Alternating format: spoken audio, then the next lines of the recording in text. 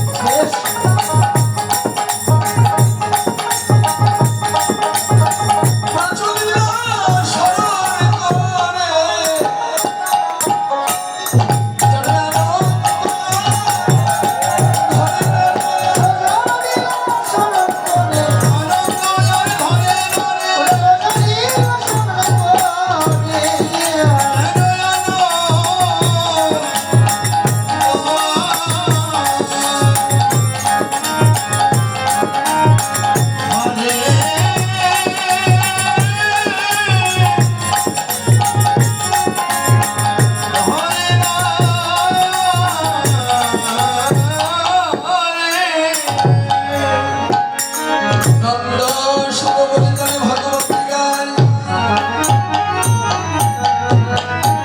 সেই কৃষ্ণ চৈতন্য গোসাই ব্রজের সুত ছিলেন যিনি ওদের সুত হলেন তিনি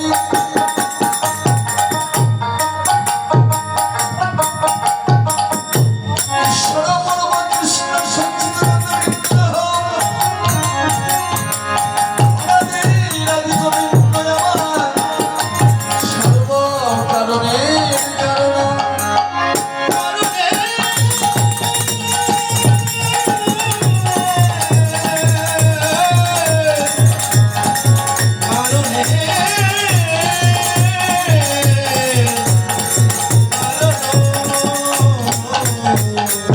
রাধা কৃষ্ণ একাত্মা দৈল ধরি অনন্য বিলাস রস আস্বাদন করি সেই দৈল হয়ে বেয়ে হয়ে কোথায় নদিয়ায় অবতীর্ণ চৈতন্য গোসাই হেম শয়ে অতি গোড়া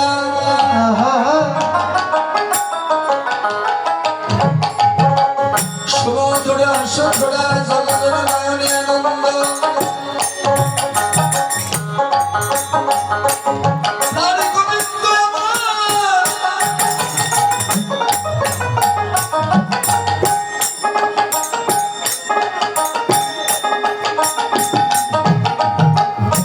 নারী গোবিন্দ আমার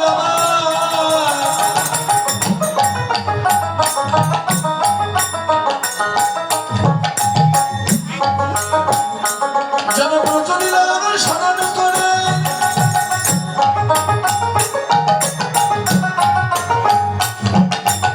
পূর্বের ভাব অঙ্গীকার করে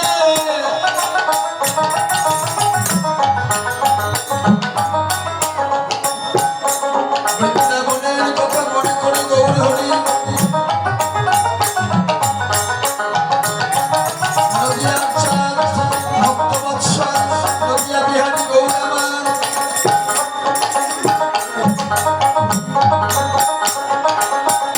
যেন ভক্তের সুধিবারে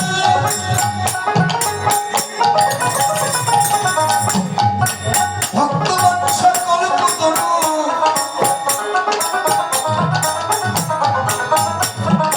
সোনার গোলক ত্যাগ করে ভক্তভাব অঙ্গীকার করে রাধা কৃষ্ণ মিলিত তনু দৈত এক হয়ে সুরধরি গঙ্গার কুলে এসে ভগবান ভক্তের চরণ তলে গড়াগড়ি করছেন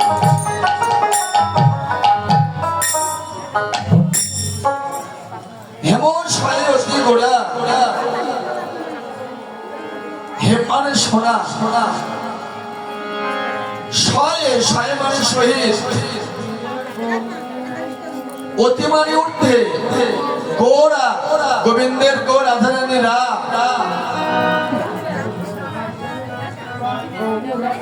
দুটি অঙ্গ যখন সংযুক্ত হলো তখন তার নাম হচ্ছে গোড়া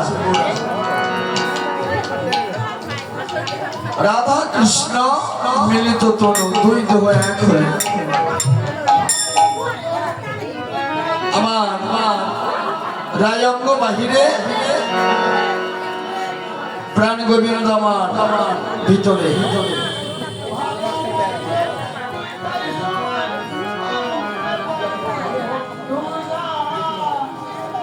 দুই অঙ্গ এক হয়ে রাধা কৃষ্ণ মিলিত তনু ভক্তভাব অঙ্গীকার করে শ্রীধাম নবদ্বীপে অবতীর্ণ হলেন ভক্তেরই সুধিবারে ভগবান তাই বৈষ্ণব আচার্য তাৎপর্য করলেন দার্শনিক তাৎপর্য করলেন হেম শয়ে অতি গোড়া হেম মানে সোনা সোনা সোনায় সোহাগা দিলে গলে যায়। পৃথিবীর যত দ্রব্য পদার্থ বস্তু আছে সবকিছুতে যদি সমস্ত দ্রব্য যদি অনলে জ্বালিয়ে দেওয়া যায়, পৃথিবীর সমস্ত দ্রব্য পুড়ে ছারখার হয়ে যায়। কিন্তু সোনা পুড়ে ছারখার হয় না। তাহলে সোনা কি হয়? সোনা গলে যায়,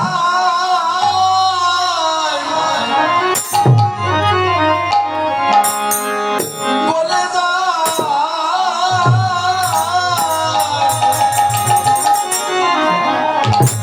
সোনা গলে যায়,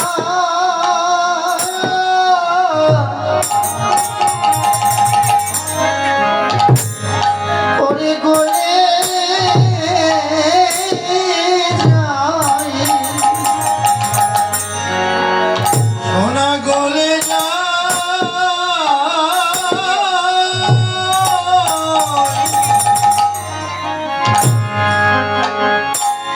বলে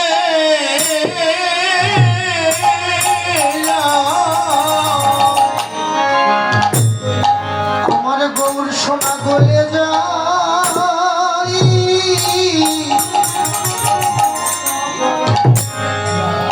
ওই গলে ওরে প্রেম ভক্তি সোহাগা নিবেদনে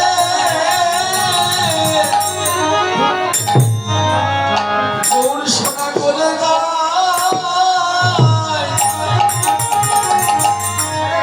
গলে যায়।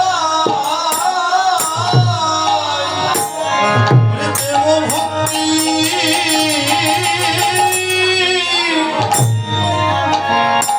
সোহাগা নিবেদনে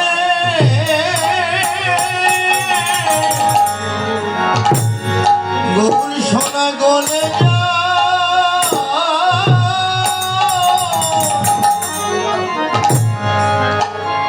গলে ভগতের প্রেম ভক্তি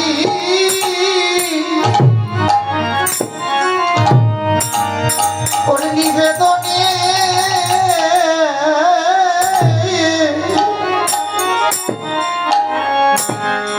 আমার গৌর সোনা গলে যায়,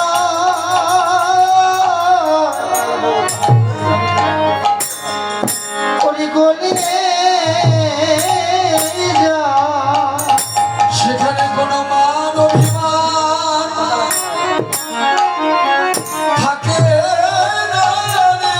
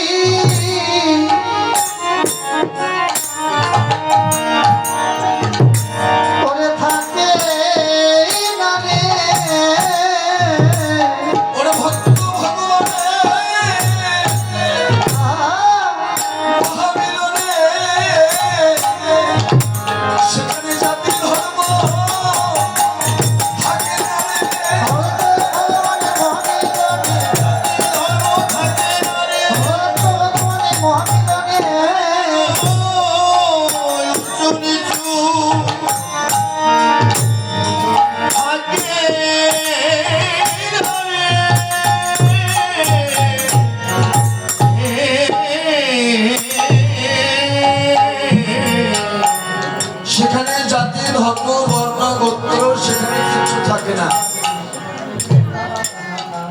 সব একাকার। কে ছোট, কে বড়, কে দরিদ্র, কে কাঙ্গাল, কে ভিখারি, সেখানে কোনো উঁচু নিচু বিভেদ প্রভেদ কিচ্ছু থাকে না, সেখানে সব একাকার।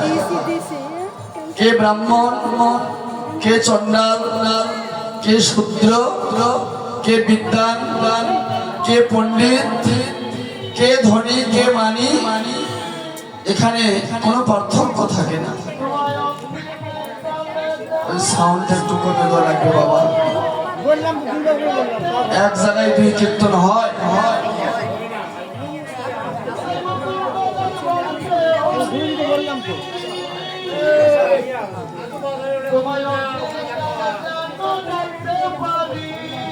ওটার বক্সটা ঘুরে দিয়ে সাউন্ড কমে দেওয়া লাগবে, কারণ ওই সাউন্ডটা কানে আসলে এটা মনে থাকে না, ভুলে যাবে।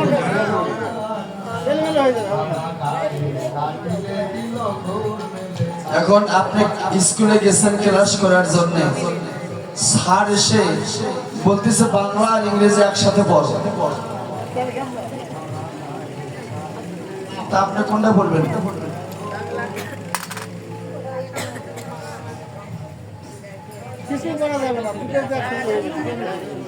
বলেছে বাবা বাংলা আর ইংরেজি একসাথে পড়ো, তা আপনি কোনটা বলবেন? না, আপনার তো দূরেই পড়তে বলছে।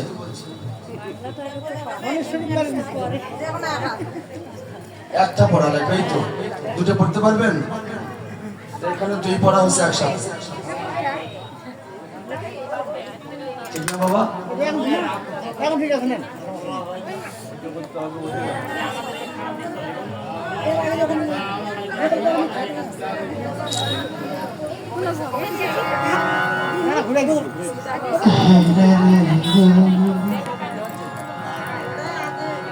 তাহলে সোনা সোহাগায় গলে যায়,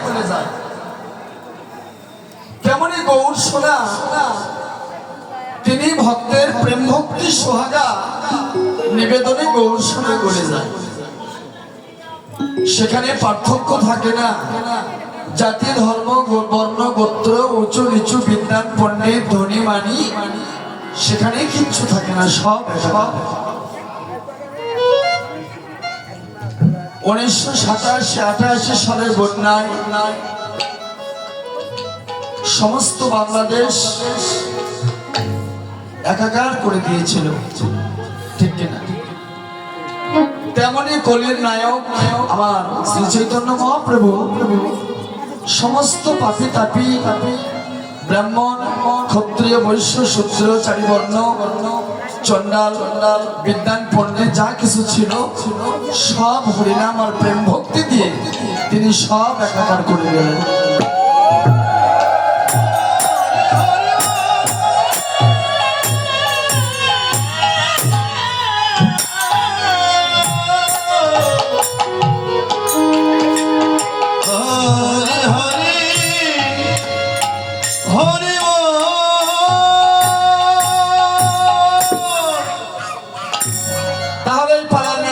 সূর্য পূজা আর একটা সূরজ পূজা। যারা তত্ত্বজ্ঞ তত্ত্বদর্শী এবং আত্মদর্শী, যারা শিক্ষামন্ত্র গ্রহণ করেছেন বৈষ্ণবের নিকট, তেনারা এই সূরজ পূজা এই পূজা সম্পর্কে তারা অবগত। আর একটা হলো সূর্য পূজা, সূর্যের উদয় হয় আকাশে। একটা হলো ওই সূর্য পূজা, আর রাধারানী যেটা করেছিল সেটা ওই সূর্য নয়, সূরজ।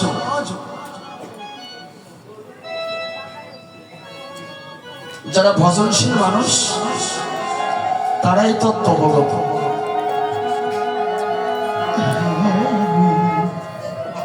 বিচার করিয়া মনে ভক্তির রস আস্বাদনে মধ্যস্থ স্ত্রী ভাগবত পুরাণ।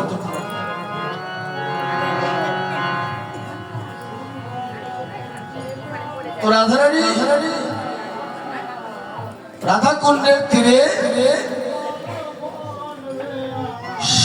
সূর্য পূজা করেছিলেন। কখন? মধ্যাহ্ন সময়। তাহলে একটা দিনের মধ্যাহ্ন সময় আর একটা দেহের মধ্যাহ্ন সময়। দিনের মধ্যাহ্ন সময় এটা পার্থিব জীবকে বোঝানোর জন্য। মূল তত্ত্ব হচ্ছে এই দেহের মধ্যাহ্ন সময় অর্থাৎ পরিপূর্ণ যৌবন বয়স। সেই সময় রাধারানী সূরজ পূজা করেছিলেন। সূরজ পূজা করলে কি হয়? পতির পরমায়ু বৃদ্ধি হয়।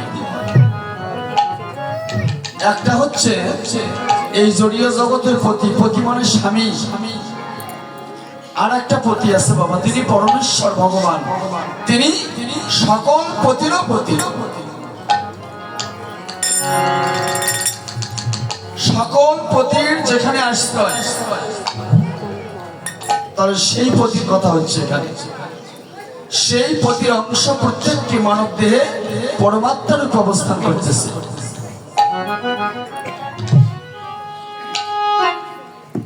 তাই গৌর হরি আমার প্রীতির মূর্তি ধারণ করলেন।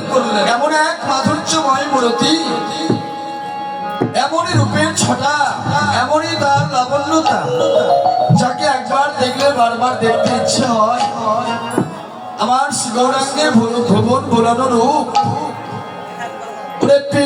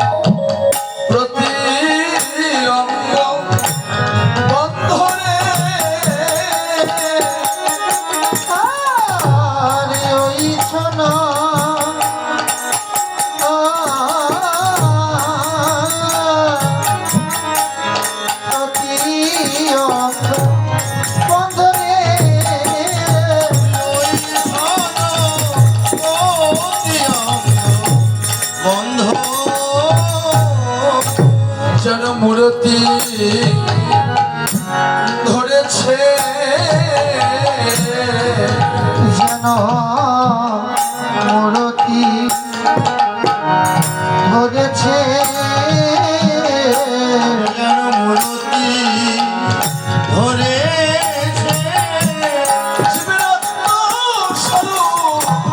জাগাইতে যেন মূর্তি ধরেছে,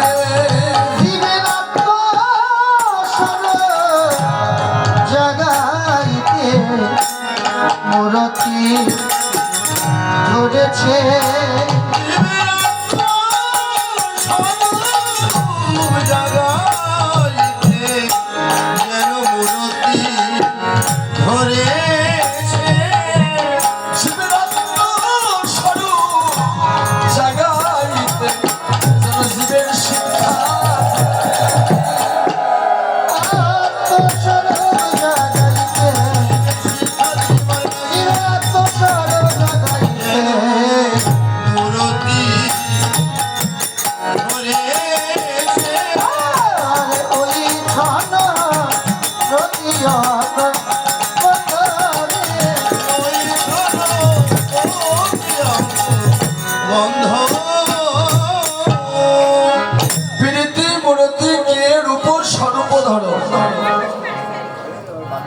চণ্ডীদাস ব্যাখ্যা করলেন, নয়নে নয়নে বান বরিশালে তাহাতে জন্মে পি, বদনে বদনে কৃষ্ণ প্রেম আলাপনে তাহাতে জন্মে রি, হিয়ায় হিয়ায় ভক্ত ভগবানের মহামিলনে তাহাতে জন্মে তি।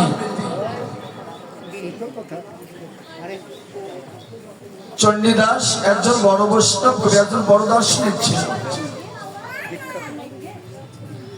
যিনি মহাপ্রভু অবতীর্ণ হওয়ারও প্রায় 2500 বৎসর পূর্বে এই পদ্য রচনা করেছেন। তাহলে তিনি জানতেন মহাপ্রভু আসবে।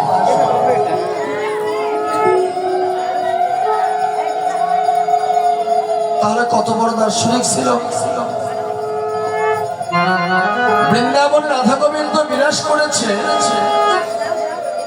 এটা তো দাপর যুগের কথা। সেই পদ রচনা করলো চণ্ডীদাস, কিভাবে জানবো?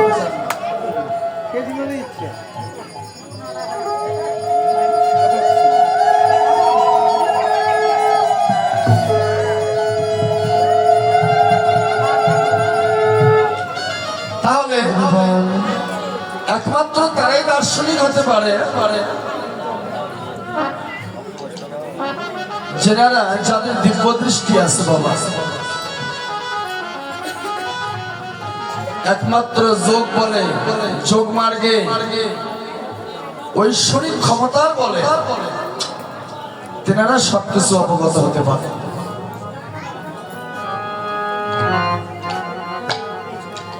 এটা অনেক দূরের কথা। বড় বড় দার্শনিকগণ এই পদ রচনা করেছেন। বৃন্দাবনে রাধা গোবিন্দ বিরাজ করেছেন, এটা তারা জানে, তাই তারা লিখেছেন।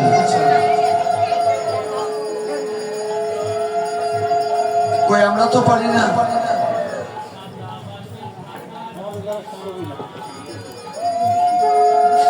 এই জন্য সাধারণ আর একটু অসাধারণ, কারণ তেনারা মহাত্মাগণ, সিদ্ধ পুরুষ, তাদের দিব্য দৃষ্টি ছিল, তাই তারা লিখতে পারত।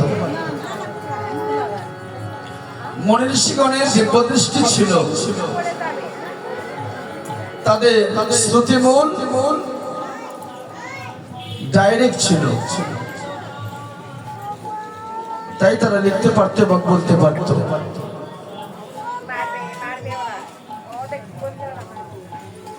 এই জন্য এই যে চণ্ডীদাসের ভজন, বিশুদ্ধ ভজন, প্রীতি মূরতি কে রূপ স্বরূপ ধর, ওই সন প্রত্যঙ্গ বন্ধ। এখানে আত্মদর্শী ব্যক্তি, আত্মতত্ত্বদর্শী ব্যক্তি, যারা মহৎগণ, তেনারা বললেন চতুর্দল পদ্মে কুলকুণ্ডলিনী মহাশক্তি লাদিনী যোগমায়া ভগবতী যখন জাগ্রত হয়, তখন জীব আত্মস্বরূপ দর্শন করতে পারে।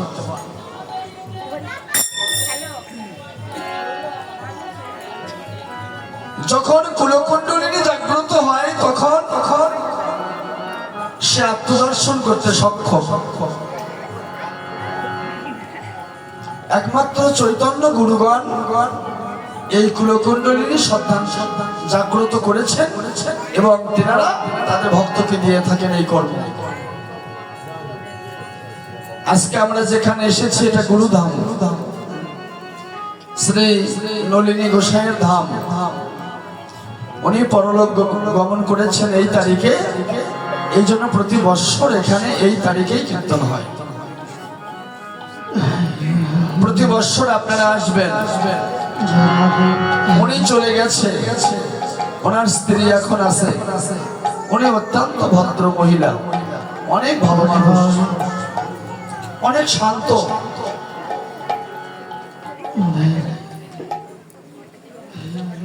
এখানে সাধুগুরু বৈষ্ণবের চরণধুলি পড়ে প্রতি বৎসর।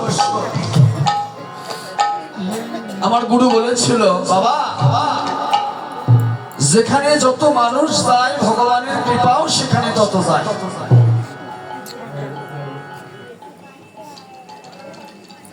যেখানে কোনো মানুষ যায় না, যে বাড়িতে কোনো মানুষ যায় না, সেখানে ভগবানের কৃপাও। এমনও কতগুলো মানুষের বাড়ি আছে ভোগ দিলে তেমন একটা ভক্ত হয় না, আবার এমনও কতগুলো বাড়ি আছে নিমন্ত্রণ না করলেও যায়। আছে না আমার এরকম মানুষ? তাহলে এটা কার উপর মেসেজ করে? ওই বাড়ির মানুষের উপর। এমনও বাড়ি আছে ভোগ দিলে মানুষ নাই, খাওয়ার মানুষ নাই, যে মাঝখানে এরকম। এমনও কতগুলো বাড়ি আছে নিমন্ত্রণ না করলেও সেখানে মানুষ ছুটে যায় একমাত্র একটু প্রসাদের জন্য। এই জন্য আপনার ভালো আর মন্দ এটা বিচার করবে মানুষ। আমি একদিন চলে যাব, পৃথিবীতে পড়ে থাকবে একটা ভালো আর মন্দ, একটা সুনাম আর একটা কুনাম। যদি আপনার সুনাম থাকে, ভালো নাম থাকে, পৃথিবী যতদিন আছে ততদিন আপনার নাম থাকবে, সবাই আপনাকে আশীর্বাদ করবে। আর যদি আপনার মন্দ নাম প্রকাশ পায়, অর্থাৎ কুনাম, সারা জীবন মানুষ আপনাকে অভিশাপ করতে থাকে। আর মানুষের অভিশাপ সেই চূড়া পর্যন্ত পৌঁছে যায়, জন্ম জন্মান্তর এটা কখনো রোধ হয় না, ক্ষয় হয় না। এই জন্য যতদূর পারেন মানুষের আশীর্বাদ নেওয়ার চেষ্টা করেন।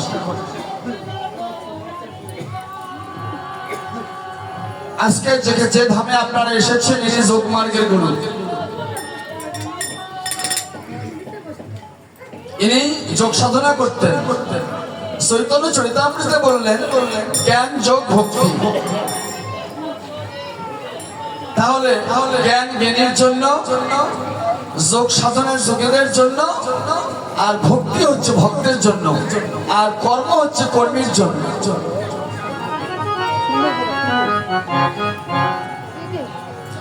জ্ঞানীর কাছে ভগবান নিরাকার, এটা বর্ণনা করলেন চৈতন্য। যোগীদের কাছে ভগবান পরমাত্মা স্বরূপ, আর ভক্তের কাছে ভগবান কি? বর্তমান। ভক্তের কাছে ভগবান বর্তমান, অনুমান নয়। ভক্তের কাছে ভগবান স্বরূপ ধরেছে, কারণ ওখানে তিনি গোপনীয়তা করতে পারে না।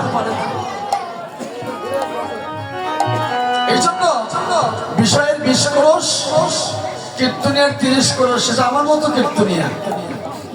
আর ভক্তের হচ্ছে হৃদয় মন্দিরে ভগবান আছে।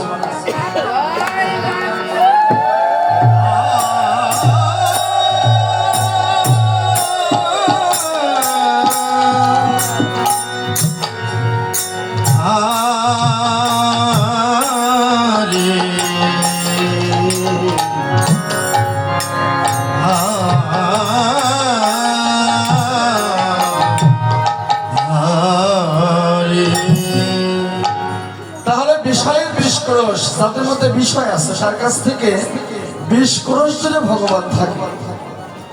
এটা আগের মানুষ বলে গেছে বাবা। আর কীর্তনিয়ার 30 ক্রোশ, আমার মতো কীর্তনিয়ার 30 ক্রোশ জুড়ে ভগবান আছে। আর আপনারা হচ্ছেন বিশুদ্ধ ভক্ত, আপনার হৃদয় মন্দিরেই ভগবান অবস্থিত। চৈতন্য চরিতামৃতে বললেন ঈশ্বর স্বরূপ ভক্ত, আমি তার অধিষ্ঠান, ভক্তের হৃদয় আমার সতত বিশ্রাম। চৈতন্যের কথাটি উল্লেখ করলেন, যিনি ঈশ্বরের স্বরূপ ধারণ করেছে। তাই ভক্তের হৃদয়ে ভগবানের আশ্রয়, ভক্তের হৃদয়ে ভগবানের বিশ্রাম কক্ষ। ভগবান বললেন ভক্তের হৃদয়ে আমি থাকি, ভক্তের হৃদয় ছাড়া পৃথিবীতে আর আমার থাকার কোনো জায়গা নেই।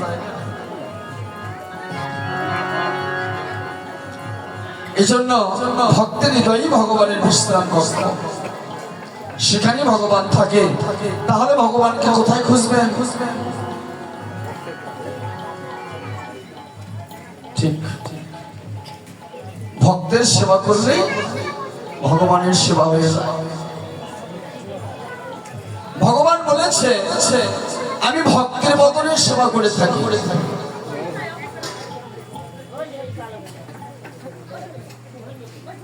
তাই ভক্তকে আহার করালে সে আহার ভগবান করে। ভক্তের সেবা করলে সেই সেবা ভগবান পেয়ে থাকে। ভক্তের চরণ ধৌত করবেন, ওই চরণে কে আছে? ভক্তের হৃদয়ে যদি ভগবান থাকে তাহলে ওই চরণে আছে কি? ভক্তের যে সেবাই করেন সেই সেবা যেন ভগবানেরই হয়ে যায়।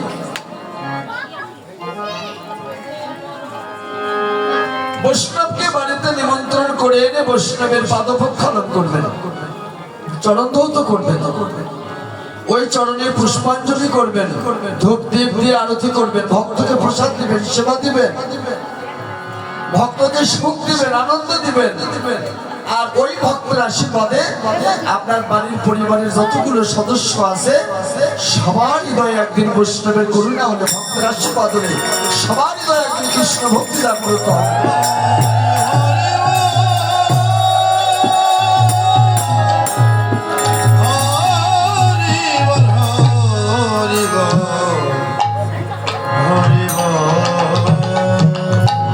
দেখেন কৃষ্ণ ভক্তিটা কেমন কেমন। হরিদাস একদিন বলতেছে মহাপ্রভুর সম্মুখে, প্রভু মনে হয় এর পর জন্মে পশু করে আমার জন্ম হবে। কি দীনতা, কি প্রেম। কাঁদতেছে মহাপ্রভুর সামনে, প্রভু মনে হয় এর পর জন্মে পশু করে আমার জন্ম হবে।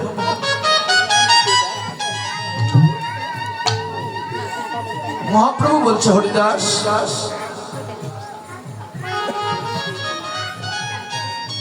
এ তুমি কি বলছো?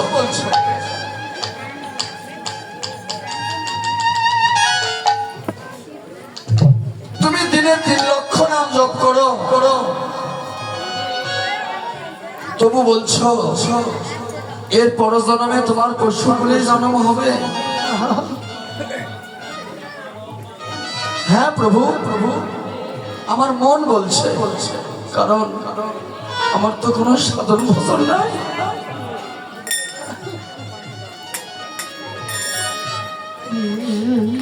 মনে হয় পশু কুলে আমার জন্ম।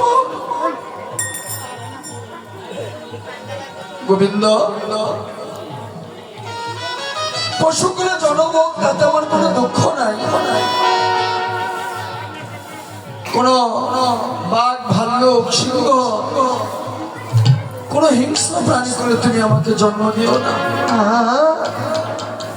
পশু করে যদি জন্ম দিতে হয়, কোন এক বৈষ্ণবের দ্বারে তুমি আমাকে কুকুর করে জন্ম দিও।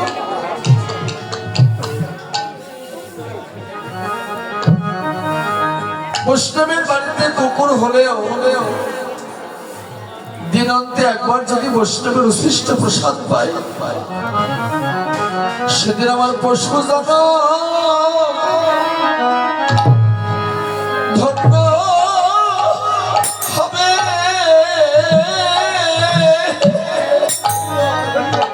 সেদিন আমার পশু জনম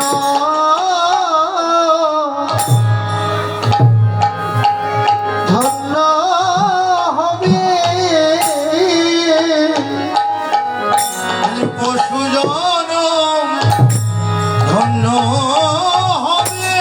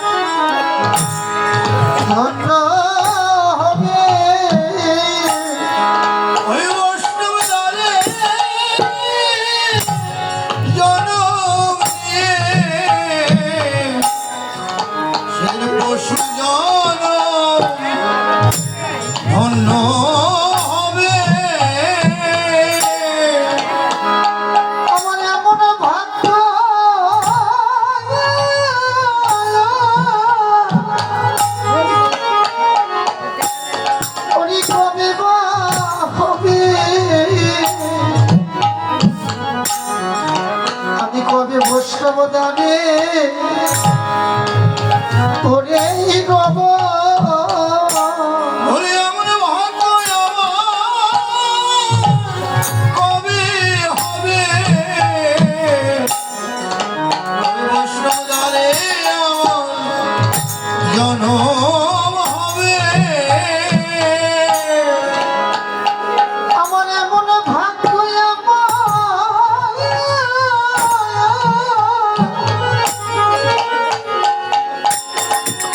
আমার কবে বা হবে আমি কবে বৈষ্ণবের উচ্ছিষ্ট প্রসাদী পাব ওরে আমার ভাগ্য আমার সঙ্গে ঠিক আছে না কবে হবে বৈষ্ণবের উচ্ছিষ্ট প্রসাদ পাব আমি কবে বৈষ্ণবে চরণ পাব আমি কবি বৈষ্ণবী চরণ পাব আমি কবি বৈষ্ণবে চরণ পাব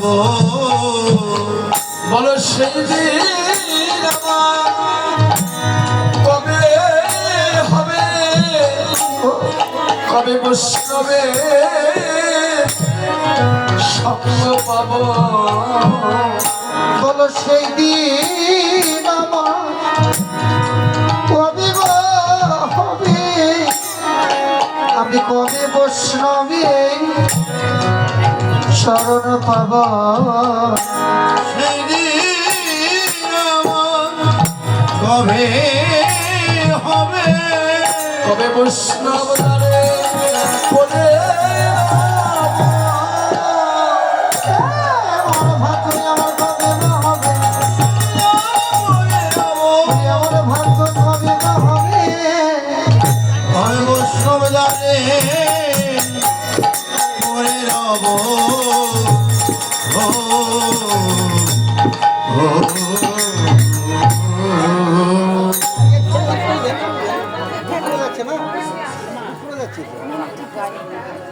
তাই বৈষ্ণবের উচ্ছিষ্ট সাহেবর মনোনিষ্ঠ বৈষ্ণবের নামেতে উল্লাস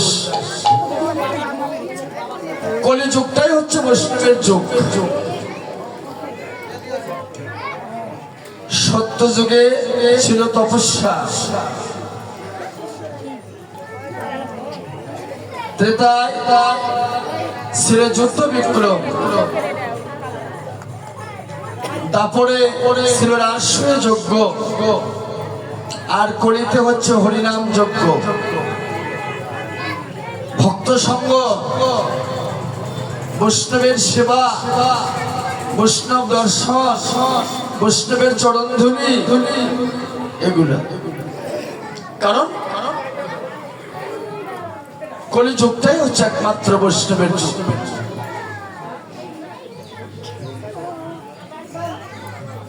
এখানে নরোত্তম ঠাকুর বলেছে বৈষ্ণবের ধুলি যদি পড়ে গঙ্গার জলে গঙ্গাও পবিত্র হয় ভাগবত বলে বৈষ্ণবের দ্বারে যদি হইতাম কুকুর প্রসাদ দিয়ে করাই তো বৈষ্ণব ঠাকুর তাই কলিযুগটাই বৈষ্ণবের যুগ ঘন ঘন সঙ্গ করবেন বৈষ্ণবের তাহলে কৃষ্ণ ভক্তি হয়ে হবে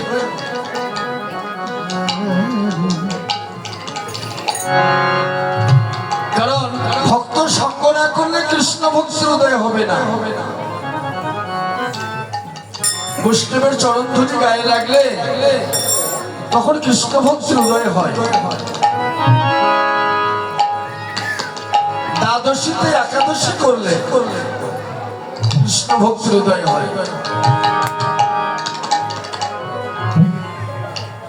কতগুলো আছে দশমী সংযুক্ত একাদশী আছে না আবার কতগুলো আছে দ্বাদশী সংযুক্ত একাদশী আছে না যেটা পড়াহে হ্যাঁ এটা করলে কৃষ্ণ ভক্তির উদয় হয় আর দশমী সংযুক্ত একাদশী করলে আপনার চলার পথে আবার আপনার জীবনযাত্রায় অনেক ক্ষতি আসতে পারে, যেটা সীতা দেবীর হয়েছিল। এই জন্য দ্বাদশী সংযুক্ত যে একাদশী অর্থাৎ পড়ায়, এটা করবে, পড়াইয়ের উপবাসটা করবে।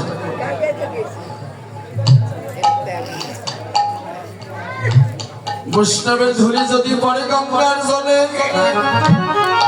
গঙ্গা পবিত্র হয় ভাগবতে বলে। তাই চৈতন্য বললেন কোটি জন্মের সুকর্ম দিয়ে কৃষ্ণ ভক্তি লাভ করা যায় না।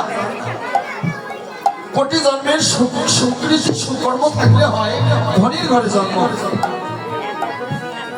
আর কোটি জন্মের যদি আপনার ভাগ্য থাকে তাহলে কৃষ্ণ ভক্ত পরিবারে আপনার জন্ম হবে। কোটি জন্মের যদি আপনার ভাগ্য থাকে কৃষ্ণ ভক্ত মাতৃগর্ভে আপনার জন্ম হবে। তাই বহু জন্ম থাকে যদি, বহু জন্মে থাকে যদি সাধু সংস্কার দেখিতে শুনিতে হয় সাধু ব্যবহার। সাধুর দর্শনে যায় মনের ময়লা, পরশ হয় প্রেম তরঙ্গ, ভজরে মন আনন্দের গৌরাঙ্গ।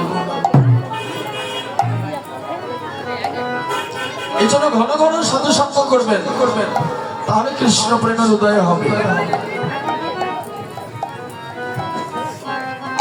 তাই এখানে গোস্বামী বলেছেন লল্লমপি মিল্লমি কলম কলম, কোটি জন্মের সুকর্ম দিয়ে কৃষ্ণ ভক্তি লাভ করা যায় না।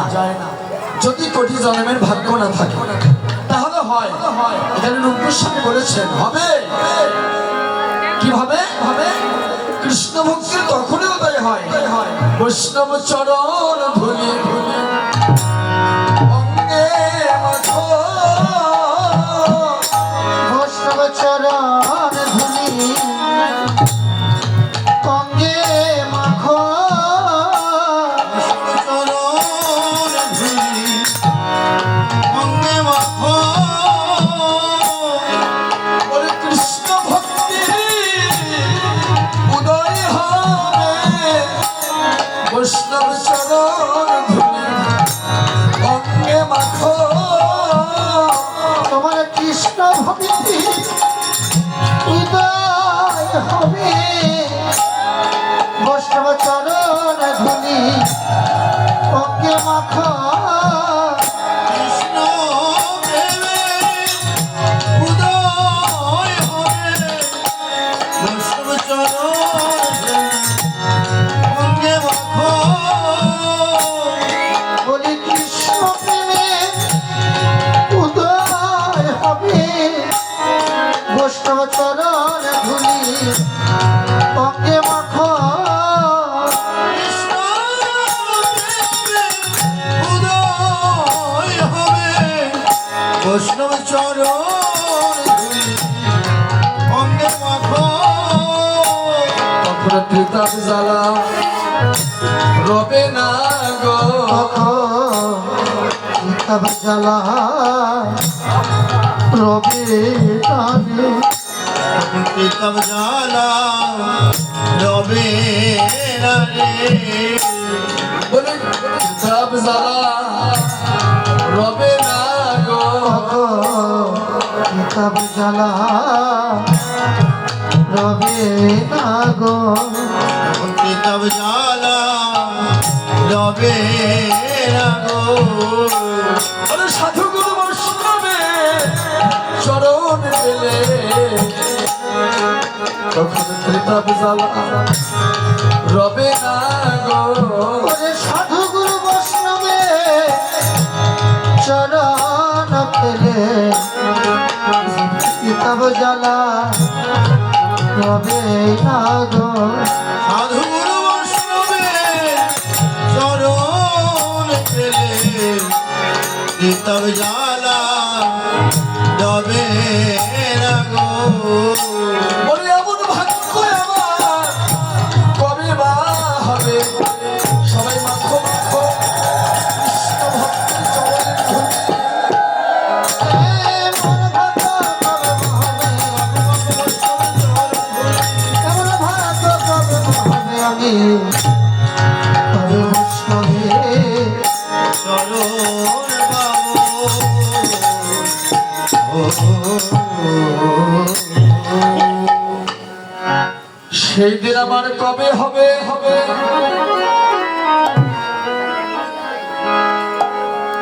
প্রাণ গোবিন্দ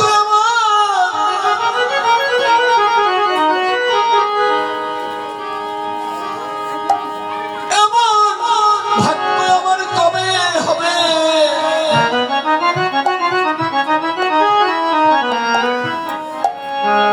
কবে আমি বৈষ্ণব প্রাণে পড়ে রব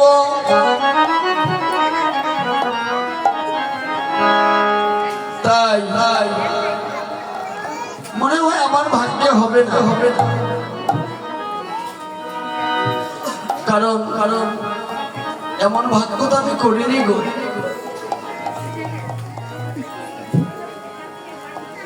হে গোবিন্দ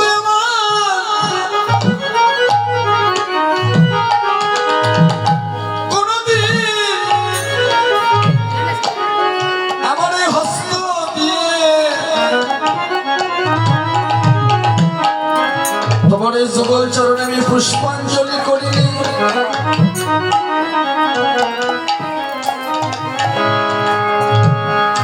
হে গোবিন্দ আমার কোনদিন আমি বদনে কৃষ্ণ নাম করিনি কোনদিন আমি দুই নয়নের জলে হা কৃষ্ণ বলে কাঁদিনি হে প্রাণে গোবিন্দ আমার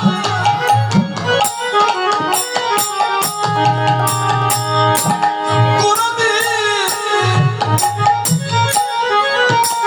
দুটি চরণ দিয়ে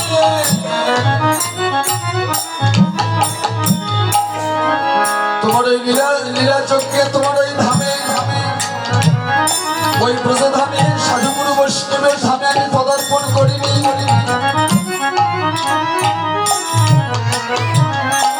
দুটো নয়ন দিয়েছো তোমাকে দর্শন করার জন্য কিন্তু কোনোদিন দুই নয়নে রাধা গোবিন্দের যুগল বিলাস মূর্তি কখনো দর্শন করিনি কোনোদিন এই রাধা গোবিন্দের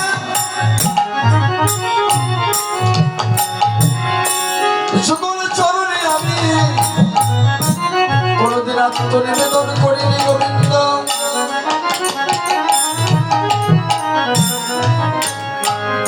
হে গোবিন্দ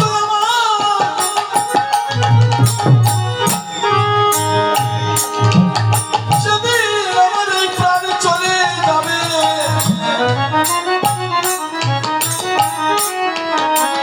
যেদিন আমি দুরাশীতলে চলে যাব যেদিন আমার এই প্রাণ চলে যাবে গোবিন্দ সেদিন তোমার আত্মস্বরূপ তোমার স্বরূপ দর্শন করতে করতে যেন আমার সেদিন প্রাণ চলে যায়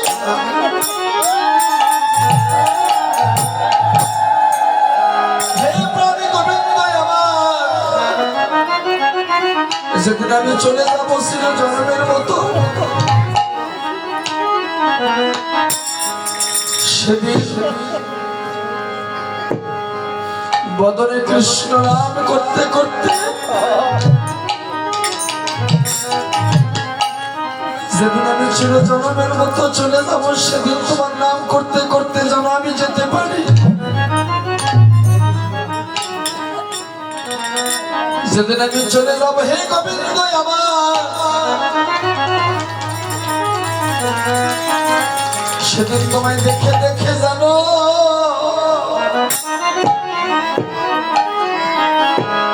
আমি যেতে পারি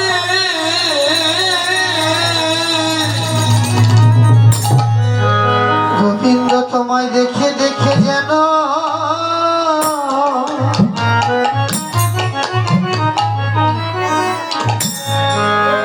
আমি যেতে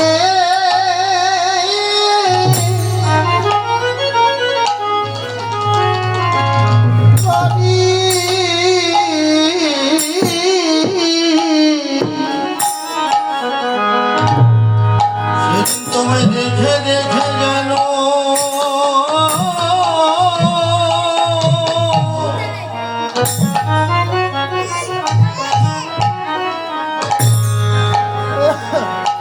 যেতে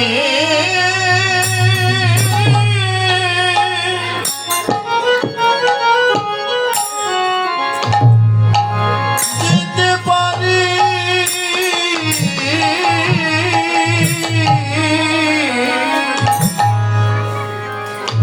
তাই অর্জুন বলেছিল, হে কৃষ্ণ,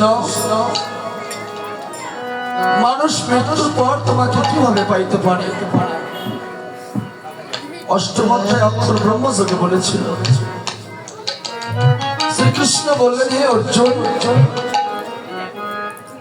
মৃত্যুকালে মৃত্যুর সময় যে যাহা ভাবিতে ভাবিতে প্রাণ ত্যাগ করে, পরজন্মে সেই ভাব নিয়েই সে আবার জন্মগ্রহণ করে।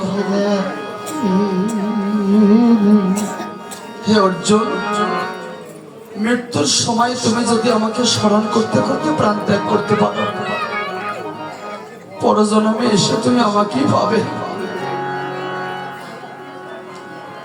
যেমন ভরতমণি বনের ভিতরে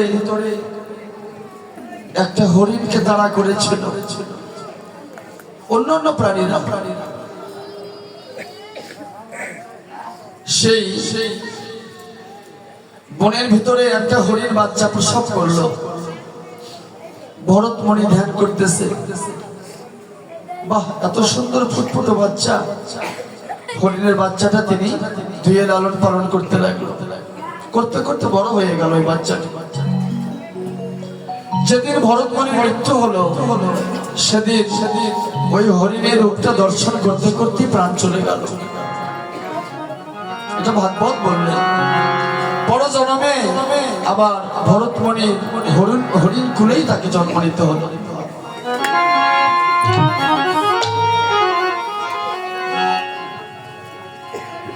এই জন্য মৃত্যুকালে, মৃত্যুর সময় যে যাহা ভাবিতে ভাবিতে প্রাণ ত্যাগ করে,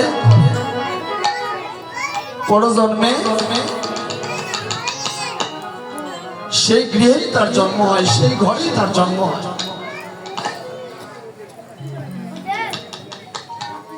মৃত্যুর সময় যদি আপনি রাধা গোবিন্দের যুগল বিলাস মূর্তি দর্শন করতে করতে প্রাণ ত্যাগ করতে পারেন,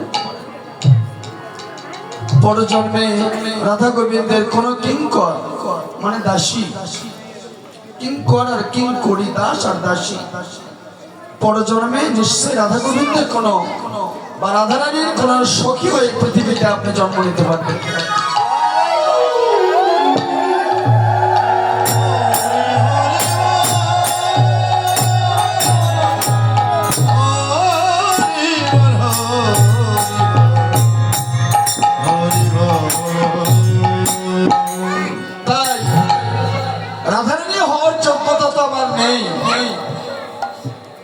যদি সখী হতে পারতাম তাহলে আমি রাধা দাসী হতে পারতাম।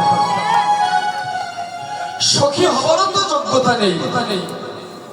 যদি সখীরও আনুগত্য স্বীকার করে সখীর অনুগত যদি হতে পারতাম, সখীরও যদি কোনো দাসী হতে পারতাম, তাহলে সখীর সঙ্গ ধরে আমি রাধারানীর সঙ্গ পেতাম। হরি হরি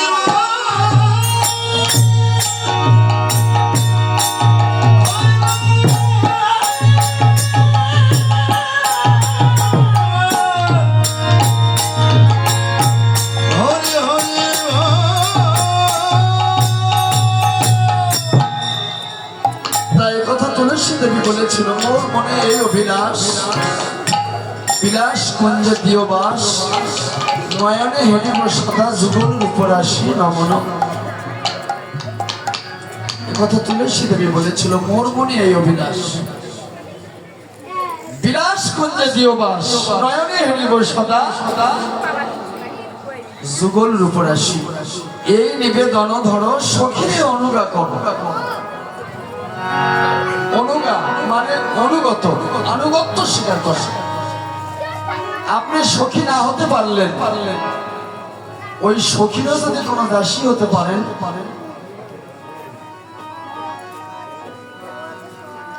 এমন কোন বাড়ি দাসী ওই বাড়ির মনিবের সেবা করতে করতে মনিবের মন যদি জয় করতে পারে, এমনও দেখা গেছে বাড়ির দাসী কর্মচারী কাজের মেয়ে আলমারির থেকে ভালো একটা দামি শাড়ি বের করে বলতেছে, ধর এটা পরে একটু দুর্গা পূজায় যা।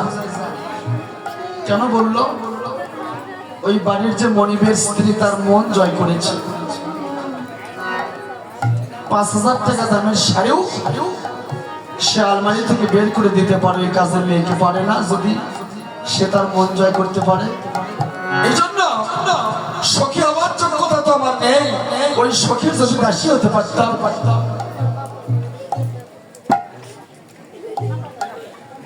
ওই সখীর দাসী হয়ে কোথায় হব? যদি আমার কোন ব্রজধামে আমার জন্ম হতো, কোন বিশুদ্ধ কৃষ্ণ ভক্ত পরিবারে যদি আমার জন্ম হতো, সেদিন আমার এই মানব জনম ধন্য হতো। সেদিন এই মানব জনম ধন্য হতো। সেদিন মানব জনম ধন্য হতো। সেদিন আমার এই মানব জনম ধন্য হতো।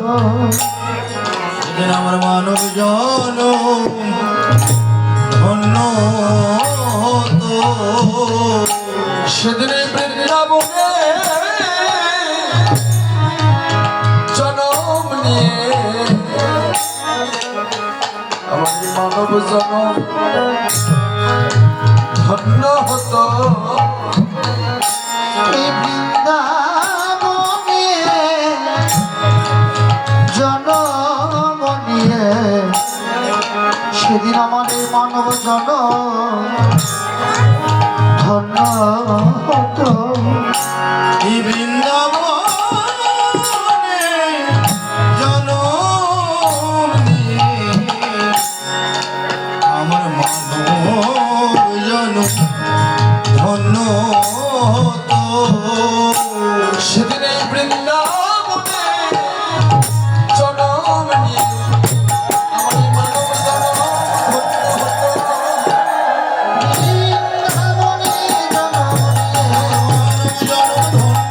বৃন্দাবনে জনম নিয়ে মানব জনম ধন্য হতো।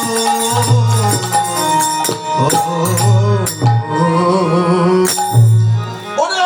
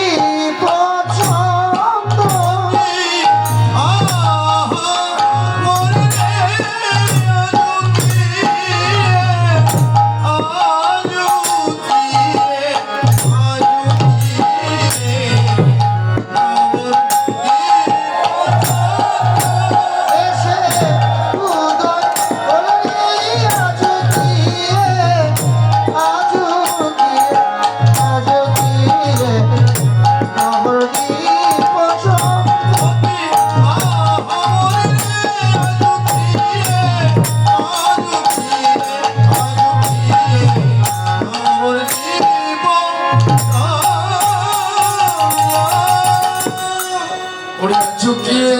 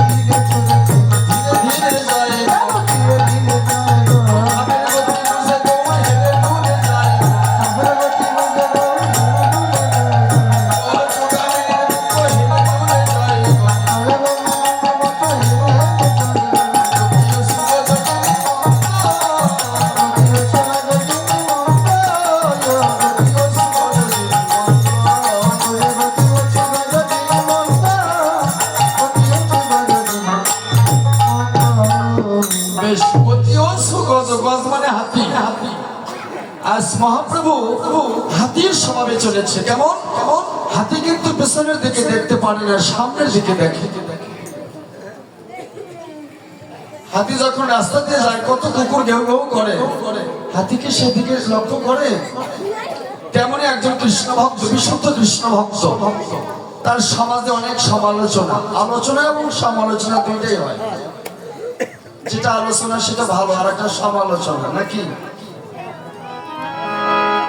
কেউ বলে না অমুকের মুখ খুব ভক্ত হয়েছে, কেউ বলতেছে কয়দিন,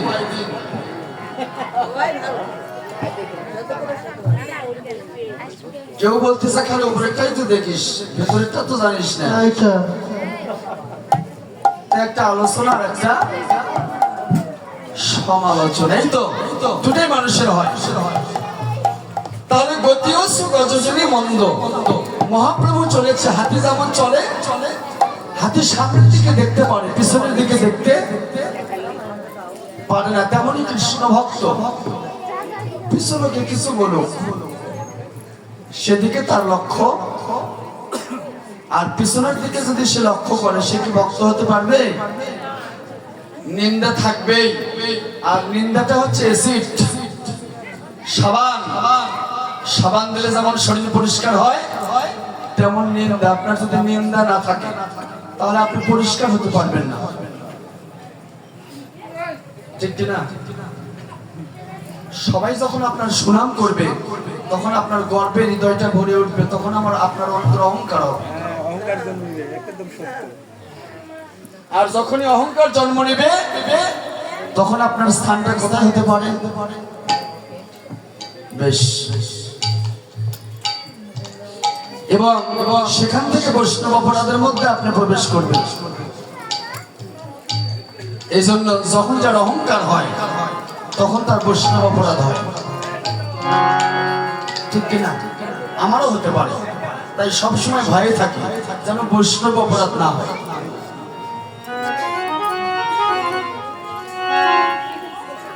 এই জন্য মাথাটা একটু নিচু করতে হবে।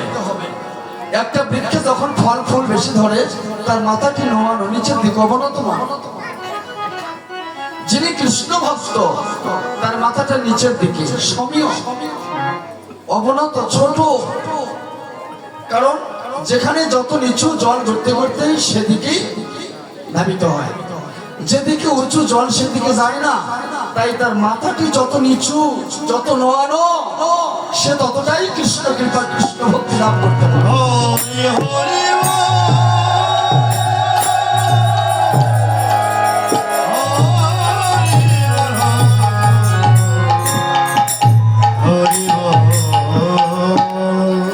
সে ততটাই কৃষ্ণ ভক্তি লাভ করতে পারে। এই জন্য ছোট হতে হবে আমাদের। কবিগুরু বললেন, বড় যদি হতে চাও, ছোট হও। তবে আমার এই উন্নত শির নত করে দাও হে বিশ্বের সাধুগুরু বৈষ্ণবের চরণতল। এটা রবি ঠাকুর বলছেন। বিশ্ব জুড়ে পাঠশালা মত, সবার আমি ছাত্র। এটা যদি কেউ মনে করে, সে কোনোদিন কাউকে বড় কথা বলবে না। বাবা ভালো আছে, ভালো করছে। ওনার মেয়ে শতরূপা হালদার, আমি মোবাইলে দেখেছি উনি গাড়ি অ্যাক্সিডেন্ট করেছে, এখন সুস্থ বাবা।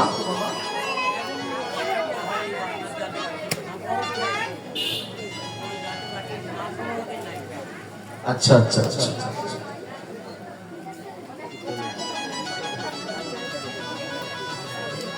এই জন্য নিন্দা আপনার যত বাড়বে, তত আপনি পরিষ্কার হতে পারবেন, তাছাড়া পারবেন না। নিন্দা আপনার থাকবে, কি থাকবে না? কবিগুরু কি বলছে? নিন্দুকেরে বাসি আমি সবার চেয়ে ভালো, যুগ জনমের বন্ধু আমার আধার ঘরে আলো। নিন্দুক সে বেঁচে থাকুক বিশ্বহিতের তরে, আমার আশা পূর্ণ হবে তাদের কৃপা ভরে। বিনামূল্যে কয়লা ধুয়ে করে পরিষ্কার, এই মতো ত্রিভুবনে বন্ধু নাই পার। তাহলে কবিগুরু কি বললেন? যারা নিন্দুক তারাই আমার ভালো, তারাই আমার আপনজন। তাই রাধারানীর যত নিন্দে বেড়েছে, রাধারানীর ভক্তি ততই বেড়েছে। তো নিন্দা যদি না থাকে, ভক্তি বাড়বে না। তাহলে আজকে নবদ্বীপ চন্দ্র, চ তন্তন্য দ, উপরে চন্দ্রবিন্দু, চন্দ্র, আর একটা হলো চ দন্তন্য দ র ফেলা, দুই প্রকার, চন্দ্র আর একটা চন্দ্র। চন্দ্র ওখানেও কিন্তু চন্দ্রবিন্দু আছে, দয় র ফেলা, শুধু ওখানে দয় র ফেলাটা নাই। চ দন্তন্য দ, উপরে চন্দ্রবিন্দুটা চন্দ্র, আর ওখানে হলো চ দন্তন্য দ র ফেলা, উপরে চন্দ্রবিন্দু আছে। এখানে দুই প্রকার চন্দ্র, চন্দ্র মানে চাঁদ, এটার অর্থ চাঁদ, আবার ওইটার অর্থ চাঁদ। কিন্তু এখানে তাৎপর্য, একটা হলো খণ্ডিত চাঁদ আর একটা অখণ্ড চাঁদ, একটা খর আর একটা অক্ষর। গীতাই বললেন একটা খর পুরুষ আর একটা অক্ষর পুরুষ। হ্যাঁ, এই দুই প্রকার, একটা খর পুরুষ আর একটা অক্ষর পুরুষ। খর পুরুষের তাদের ক্ষয় আছে, আর অক্ষর পুরুষ তাদের কোনো ক্ষয়, তারা অটল ঊর্ধ্বগতি লাভ করেছে। এই জন্য তাদের ক্ষয় নাই, তাদের কোনো রোধ নাই। প্রেজেন্ট, পাস্ট, ফিউচার, অতীত, বর্তমান, ভবিষ্যৎ, একমাত্র তারাই সনাতন, শাশ্বত, চিরন্তন, আগেও ছিল, এখন আছে, পরেও থাকবে। তাহলে যাদের ধ্বংস নাই, ক্ষয় নাই, বিনষ্ট নাই, তারাই সনাতন।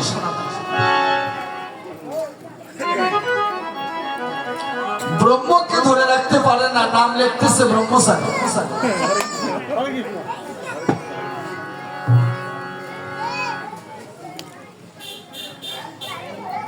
ব্রহ্ম সম্পর্কে কোনো জ্ঞানই নাই, কাগজ কলমে লিখতেছে ব্রহ্মচারী।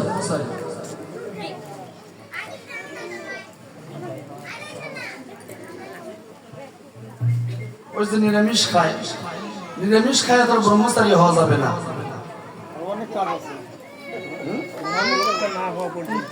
জীবনে যে কোনোদিন মাঠে বল খেলেনি, তাকে যদি খেলতে দেওয়া যায়, খেলতে পারবে? অথচ নাম লেখছে বড় খেলোয়াড়।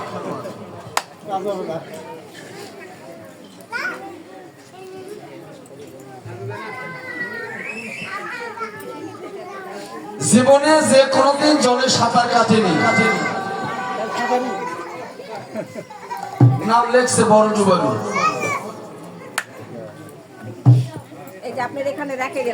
গোপালের হস্তপদ বন্ধন করেছিল এই মাসি, ঠিক কিনা? অনঙ্গা গোপীগণ যমুনার কোলে বসন খুলে রেখে স্নান করেছিল এই মাসি। ব্রজ গোপীগণ কাত্যায়নী ব্রত সমাপন করেছিল কোন মাসে? এই মাসে। রাসলীলা করেছিল কোন মাসে? এই মাসে। বেশ, তার মধ্যে গীতায় কিন্তু আরেকটা কথা বলছে, আমি মাসের মধ্যে অগ্রহায়ণ। এই মাসেই যদি সব মিলে হয়ে থাকে, তাহলে ভগবান নিজে বললো এই মাসের মধ্যে আমি অগ্রহায়ণ। এই কথাটা কেন বললো? আর একটা করে কথা বললো 1 কোটি টাকা।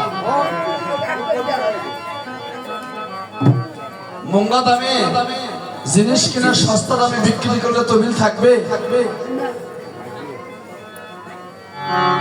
কে দিদি থাকবে?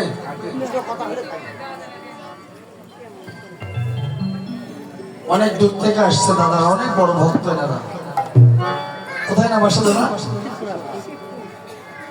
এখান থেকে কাছে আর কি, এখান থেকে কাছে, আপনার কথা শুনে আসছি এখানে। অনেক দূরে দূরে এনারা যায়। তাহলে রাধারানী কোন তত্ত্ব? রাধারানী হচ্ছে বৈষ্ণব তত্ত্ব, আর শ্রীকৃষ্ণ হচ্ছে ব্রহ্মতত্ত্ব। কারণ শ্রীকৃষ্ণ হচ্ছে ব্রহ্ম, ব্রহ্ম মানে বিন্দু। বিজ্ঞান বলো শুক্রাণু, এই তো। আবার আরেকটু গভীরে যান, ইন্টারনালে যান। অষ্টম অধ্যায় অক্ষর ব্রহ্মযোগে বলেছিল, অর্জুন যখন জিজ্ঞাসা করলো, হে কৃষ্ণ, ব্রহ্ম কি, অধ্যাত্ম কি এবং কর্ম কি জিজ্ঞাসা করলো না? শ্রীকৃষ্ণ কি উত্তর দিলে, হে অর্জুন, পরমাত্মা ব্রহ্ম নাকি বলেছিল। কথাটা ভালো করে বুঝবেন, কারণ এটা একটা গুরুধাম, আর আমি কিন্তু বাজে কথা বলার মানুষ নই। আমার গুরু ছিল দার্শনিক, তিনি না দেখে বই পুস্তক ছাড়াই কথা বলতো। আমার গুরু জীবনে পঞ্জিকা পড়েনি, কখন কোন যখনই বলতেছে। যখন উনি বিদায় নিচ্ছেন, তুলসীর তলায় বসে রাখছো না, ভক্তরা জিজ্ঞাসা করতেছে, বাবা এখন কি যাবেন? তা বলতেছে, এখন মগা যোগ, যোগটা মগা, এই মগার পরে আর একটা যোগ আসতেছে, অমৃত যোগে আমি চলে যাব। ভক্তরা ঘরের মধ্যে পঞ্জিকা খুলে দেখে, ঠিক এখন মগা, তারই না বলেছে এত গুরু। আর সেই গুরু শিষ্য আমি। আমার গুরুর পঞ্জিকা লাগেনি, পঞ্জিকা ছাড়া কথা বলছে, যখন যা বলতেছে পঞ্জিকা খুলে দেখবেন সেটাই হচ্ছে। হ্যাঁ, আমার 3 জন্মের কথা বলে গেছে। 3 জন্ম আগে কোথায় ছিলাম, তারপরের জন্মে কোথায়, এই জন্মে এখানে বলে গেছে। এজন্য এই দিব্য পুরুষ, সিদ্ধ পুরুষ, তারাই তো বানায় মানুষ। সবাই কি মানুষ, অমানুষকে মানুষ বানাতে পারে? যারা সিদ্ধ পুরুষ তারাই সাধারণ মানুষকে মহামানুষ বানাতে পারে। আর একটা লাইনে চলে আসেন, যেটা ব্রহ্ম তত্ত্ব, সেটা হচ্ছে বলরাম তত্ত্ব। এখানে তাৎপর্যটা হলো, গীতার যে তাৎপর্য, পরমাত্মাই যদি ব্রহ্ম হয়, আর অনেক জায়গায় পাওয়া গেল বিন্দুকেও ব্রহ্ম বলা হয়েছে, বুঝছে কিনা? মুখের বাক্যকেও ব্রহ্ম বলা, তালকেও ব্রহ্ম বলা, সুরকেও ব্রহ্ম বলা হয়েছে। আচ্ছা, এগুলো যদি ব্রহ্ম হয়, আবার ব্রহ্ম মানে যদি বিন্দু হয়, কিন্তু গীতায় ভগবান বললেন ব্রহ্ম মানে পরমাত্মা, আর পরমাত্মা আর ব্রহ্ম দুটো কি এক? এখানে একটু বুঝবেন, পরমাত্মা আর ব্রহ্ম, গীতায় শ্রীকৃষ্ণ বলছে পরমাত্মাই ব্রহ্ম, অর্থাৎ এই দেহ আর আত্মা কি এক? এখন আসেন, আমি সহজ করে বলে দিলাম, এই যে দেহ আর আত্মা দুটো কি এক? আর দেহ ছাড়া কি আত্মা থাকতে পারে? তাহলে দেহটা কি? আত্মার বাসগৃহ, ঠিক কিনা? আত্মার বাসগৃহ, বেশ। আত্মা বাস করবে, তাই মানুষকে সৃষ্টি করলেন ভগবান। এই দেহটা হচ্ছে আত্মার বাসগৃহ, দেহের মধ্যে আত্মা থাকে, তাহলে এটা জীব। আর এই জীবের ভিতরে থাকে কে? পরম। জীবের দেহের, এই দেহটা জীব। পৃথিবীতে যা কিছু তৈরি হচ্ছে, প্রাণী আমিষ, উদ্ভিদ আমিষ, যে খাদ্যগুলো আমরা গ্রহণ করতেছি, এই খাদ্যগুলোর থেকেই তো দেহটা তৈরি হয়েছে, না অন্য কিছু। এই খাদ্য থেকে রক্ত, রক্ত থেকে বিন্দু বা ব্রহ্ম, আর এই বিন্দুর থেকে দেহটা তৈরি হলো, আর এই বিন্দুর মধ্যে ছিল কি? ব্রহ্ম। তাহলে বিন্দু আর ব্রহ্ম, কথাটা ভালো করে বুঝবেন। বিন্দু দিয়ে হচ্ছে দেহটা, আর ব্রহ্ম দিয়ে হচ্ছে পরমাত্মা। কারণ যদি না বোঝেন, আপনি ধর্মটা বুঝবেন কি করে? আমাদের ধর্মটা সনাতন ধর্ম, অত্যন্ত প্রাচীনতম ধর্ম, যেটা সিন্ধু নদীতে কি সংগঠন তৈরি হলো, ইউফ্রেটিস নদীর মাঝামাঝি। এটা ইতিহাস আমি পড়েছিলাম, সহজ কথা কিন্তু নয়। সবচেয়ে প্রাচীনতম ধর্ম কোনটা? সনাতন। তো সনাতনটা যদি আপনি ভালো করে না চেনেন, না জানেন, তাহলে ধর্মটা মানবেন কি করে? আর সনাতনকে চিনতে গেলে দেখা যায় আগে নিজেকে চেনা লাগছে। শ্রীমদ্ ভগবত গীতার 2য় অধ্যায় সাংখ্যযোগ, আত্মতত্ত্ব, নিজেকে চেনা। এটা কি দার্শনিক বললেন? নো দাই সেলফ, আগে নিজেকে চেনো। তুমি তোমাকে চেনো, তোমাকে চিনলেই তুমি আমাকে চিনতে পারবে। মা নারা ফনবসাউ ফাঁকা তারা ফনবাহু, আগে তুমি তোমার নফসকে চেনো, তারপরেই তুমি আমাকে চিনতে পারবে। তাহলে সাংখ্যযোগ গীতা 2য় অধ্যায়, নিজেকে চেনা।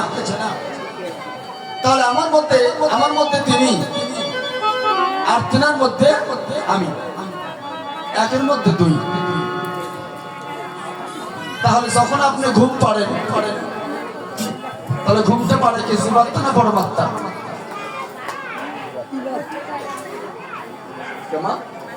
ঘুম পাড়ে কি জীবাত্মা না পরমাত্মা? বাবারা বলেন তো। জীবাত্মা। আচ্ছা, জীবাত্মা যখন ঘুম পাড়ে তখন পরমাত্মা কোথায় থাকে? পরমাত্মা জাগ্রত থাকে। আর পরমাত্মা যখন জাগ্রত থাকে তখন জীবাত্মাটা কোথায় যায়? দেহের ভিতর থেকে বের হয়েছে না দেহের ভেতরেই থাকে? যদি দেহের ভেতরেই থাকে জীবাত্মাটা, তাহলে ঘুম পাড়ে কি করে? আর দেহের ভিতরেই যদি থাকে, কিন্তু তিনি কোন জায়গায় থাকে? মাথার চুল কিন্তু অর্ধেক উঠে গেছে।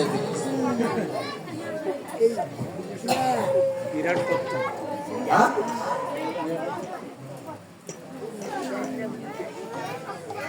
তো শুয়ে শুয়ে ভাবনা করা লাগে।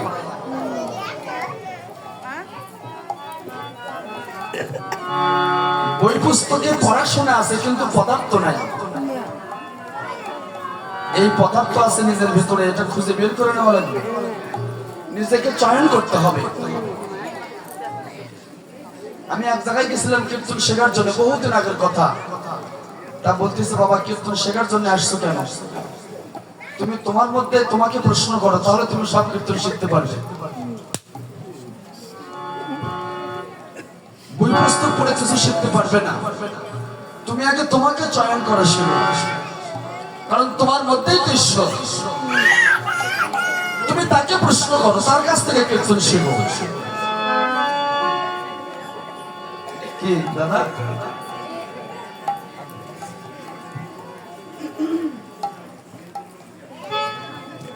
ভারত থেকে রুটি এসে ভালো হচ্ছে না। বাংলাদেশের কোথায় ছোট্ট ডাক্তার, 2-3 হাত ছোট্ট না জায়গা, নাম সিদ্ধ ডাক্তার, তার কাছে ওষুধ কে ভালো হচ্ছে?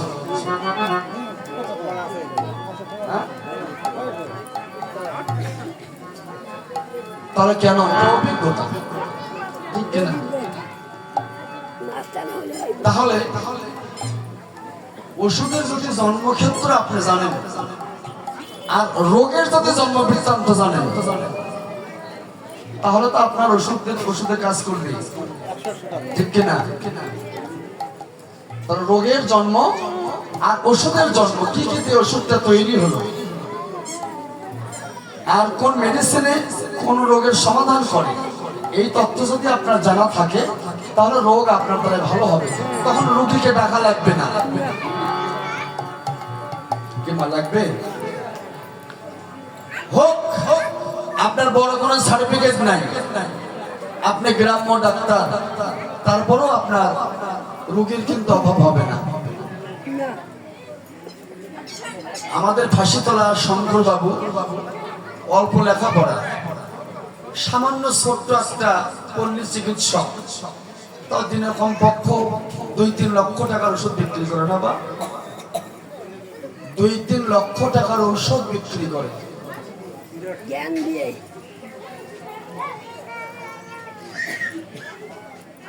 অথচ বড় বড় ডাক্তার, সেখানে রোগী নাই। এইরকম এই ধর্মটাও এরকম। ধর্মটা চিনতে হবে। যখন আপনি আপনাকে চিনতে পারবেন, তখন ধর্মটা আপনার চেনা হয়ে যাবে। বৃন্দা বৃন্দাবনে যায় যদি কৃষ্ণ পাওয়া যেত তাহলে কি মানুষের ফিরে দেশে আসতো? দাদা আসতো? দিদি, বৃন্দাবনে যায় যদি তো কৃষ্ণের দেখা পেত তাহলে কি বাড়ি ফিরত?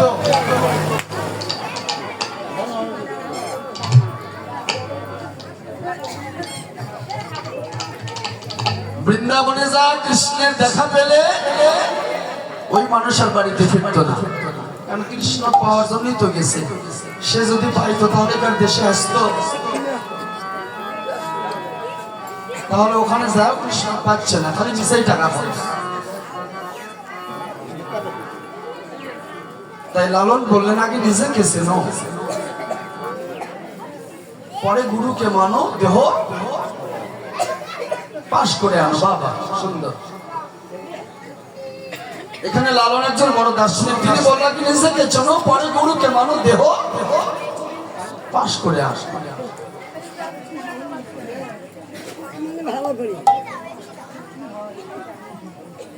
কবি নজরুল বললেন মিথ্যা বলিনি ভাই ভাই, এই হৃদয়ে ছাড়া বড় কোনো মন্দির কাবা কাবা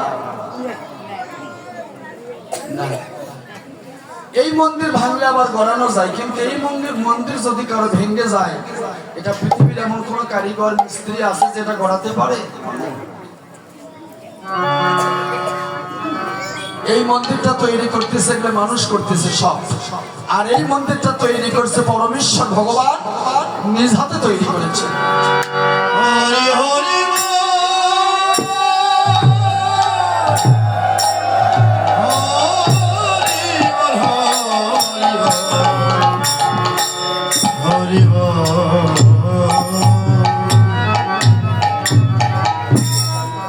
এই জন্য এই মন্দিরটা ভগবান নিজে হাতে তৈরি করেছেন। কেন? নিজে তৈরি করে তিনি নিজেই বসে আছেন। এই জন্য বললো হে অর্জুন, তুমি নিষ্কাম কর্ম করো। নাকি বলছে গীতা বাবু, হে অর্জুন তুমি নিষ্কাম কর্ম করো, আর ওই নিষ্কাম কর্মের ফলটুকু একমাত্র আমি ভোগ করে থাকি। তাই একটা সকাম আর একটা নিষ্কাম, সকামটা নিজের জন্য আর নিষ্কামটা ঈশ্বরের জন্য। সকামটা নিজের জন্য, এটা আত্মকেন্দ্রীয়, আততায়ী, নিজের সুখের জন্য। তাই রাধারানী কখনো নিজের সুখের জন্য কোনো কিছু করেনি, তিনি তো করেছে কৃষ্ণের সুখে সুখী। হে কৃষ্ণ, তোমার সুখে আমার সুখ, তোমার আনন্দে আমার আনন্দ, তোমার দুঃখে আমার দুঃখ। ব্রজের গোপীরাও বলেছিল কৃষ্ণের সুখে সুখী, কিন্তু তারপরেও চৈতন্য চরিতামৃতের সারাংশ লিপিবদ্ধ করলেন। গোপীদের কামকে কাম বলে উল্লেখ করেছেন, আর রাধারানীর কামকে নিষ্কাম বলে উল্লেখ করেছেন। কেন গোপীদের কামকে কাম বলে উল্লেখ করলেন? কেন? গোপীরা তো নিষ্কাম ছিল, তারপরেও কামকে কাম বলে উল্লেখ করেছেন এই কারণে, গোপীরা বলেছিল কৃষ্ণ আমার। আর রাধারানী কি বললেন? কৃষ্ণ আমার নয়, জগতের সবার।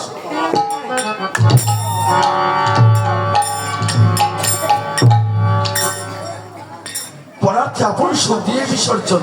সাউন্ডটা হয়ে গেল কেন? সাউন্ডটা একটু ক্লিয়ার করে, এখন কেমন হয়ে গেল? পরার্থে আপন সুখ দিয়ে বিসর্জন, তুমি হও গো ধন্য তরুণ মতো। নদী আর কালগতি উভয় সমান, অস্থির প্রবাহে করে অবশ্য প্রবাহ। নদীর স্রোত চলে গেলে যেমন আর কোনোদিন ফিরে আসে না, তেমনি মানুষের জীবনের সময় পরমায়ু, এটা যতই চলে যাচ্ছে এটা কোনোদিন আর আপনি ফিরে পাবেন না।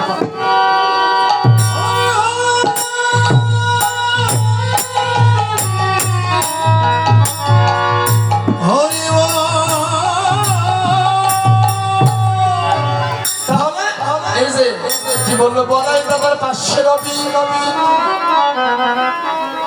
এই যে বলাই দাদা, এই বলাই দাদাই হচ্ছে বলরাম তত্ত্ব, ব্রহ্মতত্ত্ব। আর এই ব্রহ্মতত্ত্বের ভিতরে আমার কৃষ্ণ আছে। একটা ইন্টারনাল আর একটা এক্সটার্নাল, একটা বহিরঙ্গ আর একটা মিক্সার মিক্সার যেটাকে মিক্সার বলা হচ্ছে বেশ ওই মা খুব বুঝতে পারে এটা মিক্সার হয়ে আছে এটা আলাদা করতে কেউ পারবে না একমাত্র পরমেশ্বর ভগবানই তা পারে তাই বললো বলাই দাদার পাশে রবি প্রাণী গোবিন্দ আমার রাধা কুণ্ডের তীরে গিয়ে রাধা কুণ্ডের ধুলি অঙ্গে মাখে রাধা কুণ্ডের ধুলি অঙ্গে মাখে রাধা কুণ্ডের ধুলি অঙ্গে মাখে ওরে রাধে দয়া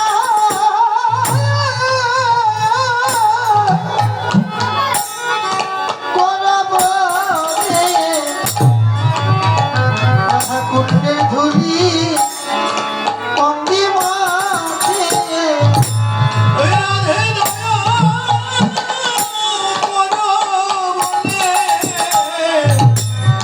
রাধা কুণ্ডের ধুলি অঙ্গে মাখে ওরে রাধে কৃপা করো রাধা কুণ্ডের ধুলি অঙ্গে মাখে ওরে রাধে কৃপা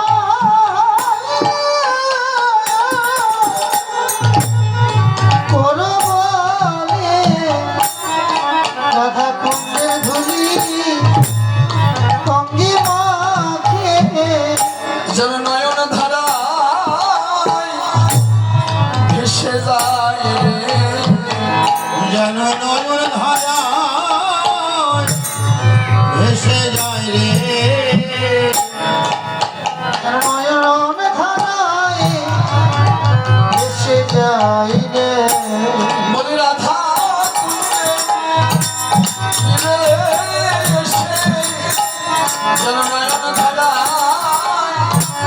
ভেসে যায় রে রাধা কুণ্ডের তীরে এসে যেন নয়ন ধারা ভেসে যায় রে যেন রাধা কুণ্ডে তীরে এসে যেন নয়ন ধারায় ভেসে যায় রে তাই সবল কানাইকে ডেকে ডেকে বলছে কানাই কানাই অমন করে কাঁদছিস কেন তোর কি হয়েছে তোকে তো কোনোদিন এমন করে কাঁদতে দেখিনি আজ তোর কি হয়েছে নিশ্চয়ই কিছু না কিছু একটা হয়েছে কানাই বলছে সুবল রে আমি কেন কাঁদছি জানিস এই বোঝের বাতা